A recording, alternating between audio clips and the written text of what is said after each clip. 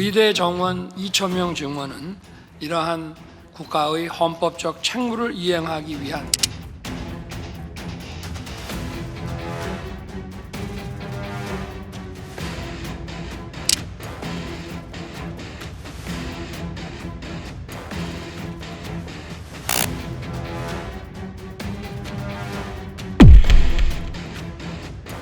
상급 종합병원 구조를 전환한다. 사실 이건 돈에 관련된 문제예요. 방향은 맞는데 의료진은 의료진대로 환자는 환자대로 왜 현장에서는 위기감을 느끼는지. 그러니까 우리 집에 좀 돈이 있어? 그래서 대학병원에 못 가게 하는 건 싫어. 대학병원에 가고 싶은 나의 자율권을 억제할 거냐. 돈 없는 사람들의 선택권이 박탈된 거 아닐까요? 들을수록 똑똑해지는 지식 뉴스. 전공의들이 병원을 2월 달에 떠나면서 상급종합병원이 비상체계로 굴러가기 시작했어요. 상급종합병원은 여러분들이 흔히 알기로는 대학병원이에요. 전공의가 빠지니까 당연히 상급종합병원이 전문의밖에 없겠죠. 그리고 전문의만 있으니까 이전보다 병원이 덜 굴러가요. 수술, 그 다음에 중증 환자, 폐렴 환자, 간농양 환자 이런 중증 감염 환자들 입원실 찾기 어렵고 수술 딜레이 되고 막 그랬어요. 그리고 상급 종합병원들이 기존 지난해보다 병실, 수술 이런 것들이 잘 안 되니까 이 재정이 안 좋아. 그러면 이참에 아예 중증 환자만 받고 전문의 중심으로 해보자고 나온 거예요. 상급 종합병원 구조를 전환한다. 상급종합병원 구조전환 지원 사업은 그간 왜곡된 의료 공급과 이용 체계를 바로잡고 바람직한 의료 전달 체계로 혁신하기 위한 첫걸음이자 중간 과정입니다. 그동안 상급종합병원 가니까 경증 환자들이 너무 많았어. 특히 응급실 갔더니 경증 환자들이 침상을 가득 채우고 있어서 중증 환자가 못 가. 그런 거 우리 너무 많았죠? 아 그래. 그러면 상급종합병원은 중증 환자만 받고 경증 환자는 좀 덜 보게 그렇게 구조를 전환한다는 거예요. 맞는 방향이에요? 맞지 않는 방향이에요? 맞는 방향 같은데. 그렇죠. 상급종합병원의 구조 전환 이 방향에 동의하지 않는 사람은 없습니다. 안녕하십니까. SBS 의학전문기자 조동찬입니다. 반갑습니다. 그런데 이게 여러분들 언제 들었죠? 올해 처음 들었어요. 올해 7월 달 정도에 들었어요. 이거는 우리가 계획했다라기보다는 상황, 상급종합병원의 안 좋은 상황, 비상 상황 때문에 이런 상황을 극복해보자, 그렇게 해보자고 나온 거예요. 다만 방향은 맞는데 이렇게 정말로 우리에게 필요한 게 몇 년 전부터 진작에 한 5년 전부터 계획적으로 진행됐으면 어땠을까 하는 아쉬움이 있죠. 중증 환자 비율 높여야 해. 65%, 70% 정도의 목표를 두지만 단계적으로 진행하겠다고 했어요. 일단 중증을 많이 보려면 어떻게 해야 되느냐? 경증 환자를 덜 봐야죠. 그래서 병실 줄여. 얼만큼? 10에서 15% 정도.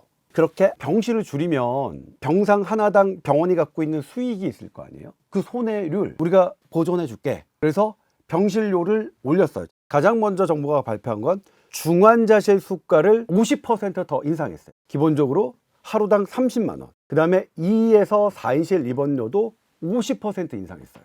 하루당 7만 5천 원. 이게 딱 발표되니까 바로 이제 상급종합병원 현장에서는 그런 반응도 있었죠. 적극적으로 중환자실을 이용해달라. 서울대병원, 서울아산병원, 세브란스병원 이런 병원들이 상급종합병원 구조 전환 참여했어요. 사실 기존에는 중환자실은 손해였어요. 우리나라에서 왜 중환자실이 늘 부족하냐면 중환자실은 베드수를 늘리면 늘릴수록 손해가 보는 구조이기 때문에 어쩔 수 없이 그냥 최소한의 이렇게만 갖추기 때문에 부족했어요. 그런데 이렇게 50% 파격적으로 인상한 건 이번에 처음이죠. 그리고 2, 4인실 입원료도 50% 인상은 파격적인 거죠. 거기다가 회송수가라는 걸 올렸어요. 1차, 2차 병원에서 대학병원을 보낼 때 그 수가를 올리고 그리고 상급 종합병원에서 위중할 때 치료한 다음에 다시 이쪽에 보내요. 그 수가도 올렸어요. 그러니까 상급 종합병원은 중증 환자가 급할 때 그때 딱 치료하고 1차, 2차 병원으로 이렇게 보내자. 그리고 그 비용을 늘려주겠다. 그럼 여기까지는 뭐예요? 포지티브, 긍정적이죠. 하지만 현장에서 위기감이 발생해요. 왜 현장에서는 위기감을 느끼느냐? 다소 급작스럽게 나오긴 했지만 방향이 맞고 내용을 들어보면 좋은 것 같은데? 국민도 좋고 의료진도 좋고 나쁠 게 없을 것 같은데 왜 대학병원에 있는 교수들, 의료진들은 왜 위기감을 느껴? 의문이 들죠. 오늘의 주제가 바로 그거예요. 상급종합병원 구조전환, 이건 돈에 관련된 문제예요. 정부가 필수 의료 지원에 30조 원 플러스 알파라고 했죠. 생명과 지역을 살리는 의료개혁에 온 힘을 쏟고 있습니다. 향후 5년간 30조 원 이상을 투입하여 의료개혁과제를 차질 없이 뒷받침하고, 근데 여기서 수가에 반영되는 돈은 10조예요. 그 10조 원을 어디서 마련했느냐? 국민건강보험금이에요. 그러면 국민건강보험금을 10조를 올리나? 아니죠. 여러분, 내년에 국민건강보험료율은 동결됐습니다. 그리고 올해도 동결됐었죠. 2년 연속 동결된 건 올해 처음입니다. 대한민국 역사상. 그러니까 국민건강보험료를, 우리 보험료는 더 올리지 않아요. 근데 국민건강보험금에서 10조를 여기다 써요. 추가금이 아니고 한정된 금액을 가지고. 그렇죠. 여기에 뭔가를 보태서 10조를 올리는 게 아니라 10조의 비중을 일로 보는 거죠. 일로 가면 나머지 비중의 10조는 줄어들 수밖에 없는 거죠. 이게 총액이 변하지 않는다. 그러면 10조에 포함되지 않는 사람들은, 그러니까 의료 공급자, 의료 사용자, 이들 사이에서는 상대적으로 나는 10조만큼 더 이게 외면받겠네라고 생각하고요. 그 10조에 쓰인 만큼 우리께 깎일 수도 있겠네? 우려하는 거죠. 여기에 되게 어려운 문제가 있어요. 병원 경영진들한테 제일 중요한 건 뭐예요? 병원의 생존이에요. 작년만 해도 세브란스 병원 거의 풀베드로 돌아갔죠. 그렇게 돌아가도, 놀지 않고 열심히 일해도 의료, 진료만 수익을 따졌을 때 마이너스입니다. 어디가? 빅5에 속하는 세브란스 병원이. 그러니까 인터넷 아무데나 원가 보존율을 치면 나와요. 여기에 원가 보존율이 55%에서 117%. 55%는 원가의 55%라는 거죠. 그럼 이거 진료를 하면 할수록 손해죠. 여기에 뭐 소아청소년과 마찬가지고요. 그리고 정신과 수술 안 하잖아요. 원가 보존율도 낮은데 어떻게 될까요? 병원을 경영하는 입장에서는 어떻습니까? 정신과 병동, 정신과 의료진 고용하고 싶겠습니까? 안 싶습니까? 여러분들이 의료진을 뽑는 경영자로 생각하면 어떻게 하겠어요? 상급 종합병원 구조 전환 시범 사업에 지원을 받는 과를 먼저 뽑겠죠. 그리고 지원받지 않는 과는 안 뽑겠죠. 빅5 병원, 그리고 빅5 병원이 아닌 제 모교 병원장, 다른 병원장님한테도 여쭤봤습니다. 어떻게 하시겠습니까? 이 구조대로 가야죠. 여기에 해당되지 않는 의료진은 신규 의료진을 채용하지 않을 계획입니다. 그러니까 현장에서 위기감을 느끼는 거예요. 신규 의료진이 뽑아지지 않는다면 그 해당 과는 어떻게 될 거예요? 당장은 그분들이 퇴출당하진 않겠지만 결과적으로 퇴출되겠죠. 그래서 지금 고혈압 보시는 분, 내과 당뇨병 보시는 분, 그리고 정형외과 교수님들이 떠날 준비를 하고 있어요. 현장에서는 바로 이렇게 나타나는 거예요. 재활의학과, 정신과, 정형외과, 신경외과 중에서도 뇌를 낳는 사람이 아니라 척추를 낳는 이런 다른 분야에 있는 분들이 소외감을 느끼고 퇴출 위기감을 느끼는 거예요. 국민들이 생각하는 필수 의료와 보건복지부가 얘기하는 이제 필수 의료의 갭 차이가 좀 큰 것 같아요. 중증도를 치료하는 과만 필수 의료라는 건가요?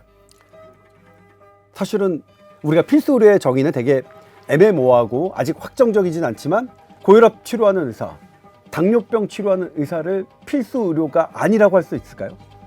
대학병원, 상급종합병원에 계시는 교수님들은 고혈압은 그렇게 하나의 스펙트럼으로 단정할 수 있는 질환이 아니다. 1차, 2차에서 볼 수 있는 고혈압 환자도 있지만 난치성 고혈압, 그리고 당뇨병도 난치성 당뇨병 있겠죠.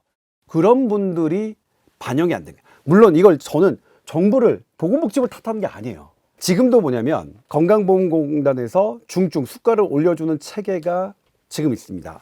A등급, B등급, C등급. 지금은 이걸 상대가치 제도로 가는데 기존에 상대가치 점수 A, B, C로 이루어진 대로 하면 누가 중증인지 응급인지 서로 다퉈요. 뭐야 네가 중증이야? 웃기지 마. 내가 더 중증이야. 이게 합의하기가 너무 어려워요. 현장에서는. 환자도 똑같아요. 환자 입장에서는 나 간암 환자야. 저분은 만성 신부종 환자야. 내가 더 중증이야. 아이 무슨 소리야. 내가 더 중증이야. 그러면 결정되면 간암 환자는 대학병원 가지만 만성 신부종 환자는 대학병원 못 가는 거잖아요. 어려워요. 그거대로 하다가는 경증으로 B나 C로 분류되는 사람들은 나노 중증인데 그래도 지금까지 참았어. 그런데 정부가 이쪽을 더 올려준다고 해. 그러면 이 중간과 이 밑은 더 격차가 벌어지는 거잖아요. 여기에 소외가 돼버리면 그 소외된 의료진만큼의 환자 피해는 너무나 고스란히 그걸로 이어지겠죠. 그래서 7월 11일 날 보건복지부의 상급병원 구조전환 시범사업 브리핑에 어떤 말이 등장하냐면 상대가치 체계 말고 새로운 방식으로 개선하겠다고 했어요. 궁극적으로 중증 환자 분류 체계를 단순히 상병 기준이 아닌, 상병 기준은 제가 말씀드린 A, B, C 그동안 막 했던 기준이 아닌 연령, 기저질환 등 환자 상태를 반영해 근본적으로 개선해 나가겠다고 했어요. 의료계와 환자단체 그리고 정부가 모여서 막 논의 끝에 이런 걸 했어요. 그런데 문제가 있어요. 우리 과거에 이런 상대가치 기준을 만들 때 어마어마한 진통이 있었는데 그렇다면 이걸 개선해 나가는 거는 어떨까요? 이것도 쉽지 않아요. 상급 종합병원 구조 전환 시범 사업은 이미 지금 시작됐지만 9월부터 이렇게 모집하고 11월부터 이게 적용을 해야 되는 거예요. 그러니까 몇 개월 사이에 해버려야 되는 거예요. 이거는 정부의 잘못이 아니라 그 누구라도 그 어떤 사람이라도 쉽게 모든 사회적 합의를 끌어낼 수 있는 성격이 아닌 거예요. 이게 보건복지부가 그것까지 할 수 있는 시간과 여유가 저는 없었다고 생각해요. 구조전환이 안정적으로 이루어지도록 연간 3조 3천억 원, 3년간 총 10조 원의 건강보험을 지원합니다. 이는 기존 2028년까지 10조 원 이상의 건강보험 투자와는 별개로 추가로 지원하는 금액입니다. 그런데 20조 원은 어디서 나왔느냐? 제가 아까 말씀드렸지만 국민건강보험금이에요. 그런데 이 예산이 장기적인 계획에 의해서 정밀하게 계획된 예산이 아니라 이번에 전공의들이 병원을 떠나면서 상급종합병원의 진료 건수와 수술 건수가 쭉 줄었죠. 그래서 예년에 비해 상급종합병원의 국민건강보험금의 청구액이 10조 원 정도가 줄었어요. 이 돈인 거예요. 그러니까 국민건강보험공단으로 당장 여유가 있는 10조 원이죠. 근데 이 지원 사업은 3년이죠. 그럼 3년 후에는 어떻게 되느냐? 실제로 이게 시범 사업이 진행됐을 때 의료 현장의 변화는 아무도 예측할 수 없죠. 그 누구라도. 그러면 이 돈이 언제 고갈될지 모르죠. 아니면 남을 수도 있겠죠. 계속. 그 다음에 다른 변수는 어떻게 되는지 모르잖아요. 그러니까 그 부분에 대한 3년이 지난 후에 어떻게 될지 아직 정부는 얘기하지 않았죠. 사실 정부도 얘기할 수가 없겠죠. 실제로 이걸 현장에서 돌려봐야 하는 거니까. 그렇죠? 몇 개월 돌려봐야 하는 거니까. 그런데 만약 이게 시나리오대로 안 된다면, 그래서 다시 되돌린다면 상급종합병원의 이 구조는 다시 어떻게 할 것인가. 그런 부분들을 상급종합병원 병원장들은 걱정하고 있는 거예요. 또 하나가 뭐냐면 상급종합병원에 올려줘요. 근데 그 다음에 그러면 소외를 받는 막 이렇게 막 불만 있으면 그 다음에 어디로 올려줄까요? 난치성 고혈압, 난치성 당뇨병 이런 분들을 그 다음으로 올려줘야 될 것 같아요. 이건 저의 뇌피셜이에요. 그러면 그분들을 올려주는 돈도 어디일까요? 지금 다른 돈 없죠. 결국 국민건강보험금이에요. 그러면 1차 병원, 2차 병원은 어떻게 될까요? 더 수가가 줄어들 수밖에 없죠. 그러니까 이 국민건강보험금이라는 이 한정된 거에 제로섬 게임이에요. 이 지금 수가를 올려주는 추가 금액은 현재 어떻다고요? 없다. 없으니까. 그러면 이것이 현장에서 활성화되면 당연히 상급종합병원은 우리 먼저 줘. 무슨 소리야. 비상급 종합병원도 올려줘. 그런데 이거는 뭐예요? 상급병원 구조전환 시범사업인 거예요. 그렇다면 어떻게 될까요? 이게 전환이 되면 상급종합병원과 일반병원도 또 여기서 뭔가가 그 다음 순서로 차이가 난다면 너무나 갈등 구조가 보이는 거예요. 정부가 시간이 없다는 건 알겠지만 그래서 이건 장기적으로 계획하에 해야 된다는 것, 이 여파가 상급종합병원만에 미치지 않는다는 거죠. 똑같은 제로섬 게임을 이쪽으로 비중을 넣으면 여기서 순차적으로 저항감, 그 저항하는 것이 다른 과잉진료, 잘못된 의료, 그런 거는 국민에게 그대로 손해가 되는 거죠. 우리가 지금 상급종합병원에서 전공의 비중이 높은 것은 문제지만, 그렇다고 해서 상급종합병원에서 전공의가 없는 게 맞느냐? 그러면 트레이닝은 어디서 받죠? 교육은 어디서 받죠? 그러니까 고민할 여지가 되게 많아요. 여기 또 하나 변수가 있어요. 내가 대학병원에 가고 싶은 나의 자율권을 억제할 거냐? 진료 선택권 어떻게 할 것이냐? 여러분들도 냉정하게 따지면 여러분들의 집안 형편에 따라 의견이 다를걸요? 우리 집에 좀 돈이 있어? 아, 싫어. 본인 부담금 확 높이는 거는 찬성하지만 못 가게 하는 건 반대야. 이렇게 하는 사람도 있을 거잖아요. 돈 없는 사람들의 선택권이 박탈된 거 아닐까요? 우리 이걸 얘기를 안 해봤어요. 해야 되는 문제예요. 시범 사업의 방향성, 그리고 정한 기준, 그런 것들은 맞습니다. 우리가 가야 합니다. 그런데 아무리 좋은 키워드로 방향성으로 우리가 가더라도 그것이 실제 현장에서의 어떤 잡음과 오해와 어떤 논란이 있으면 그 논란의 피해자라고 느껴지는 그런 의료진, 그런 의료 그룹들이 소외를 받는다면 그 사람이 그 분야를 포기하게 될 거고, 그 분야에 해당하는 환자의 피해는 뭐 감수해야 되는 거죠. 그래서 좋은 이런 키워드, 좋은 방향성도 실은 디테일이 되게 중요하다. 그러면 지금이라도 뭐냐면 계속 이런 걸 끊임없이 현장에서 의견을 듣고 조정하는 작업을 해야 된다. 의료진은 의료진대로, 환자는 환자대로.